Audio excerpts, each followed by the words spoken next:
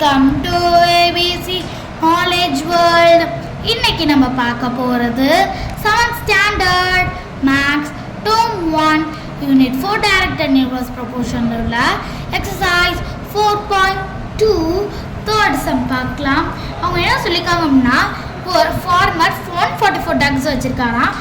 அந்த 144 டக்ஸுக்கு அவர் 28 டேஸ்க்கு வந்து ஃபுட் ஸ்டாக் வச்சிருக்காங்க.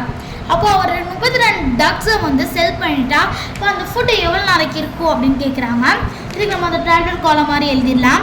நம்பர் ஆஃப் டக்ஸ் எவ்வளோ? Number of ducks 144. அதுக்கு அவங்க என்ன சொல்லியிருக்காங்க அப்படின்னா 28 டேஸ்க்கு ஃபுட் ஸ்டாக் இருக்குது. ஓகேங்களா? இப்போ இங்கே இப்போ நம்ம இன்னொரு டக்ஸ் கண்டுபிடிக்கணும். அவர் என்ன பண்ணுறாரு 144ல் 32 டக்ஸை செல் பண்ணிடுறாரு. செல் பண்ணிட்டா அப்புறம் எவ்வளோ இருக்கும் அப்படின்னா 112 தான் இருக்கும் டக்ஸு. அப்போ இங்கே 112 வந்துடுமா? இங்கே கீழே உள்ளது நமக்கு தெரியாது.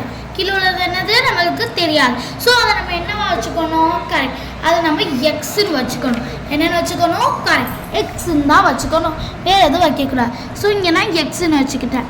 ஓகேங்களா? அப்போது இப்படி நம்ம எழுதிட்டோமா? இப்போ நம்ம என்ன பண்ண போனால் 144 × 28 is equal to 112 × x. இப்போ இங்கே 144 இங்கே 28 வந்துடுமா? இங்கே 42 பண்ணலாமா?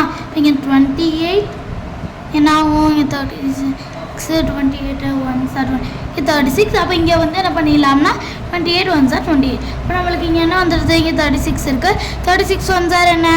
கரெக்ட், அதான் எக்ஸு. அப்போது அந்த எக்ஸ் என்னது? அப்போ X is equal to 36 days. அவ்வளோதான்.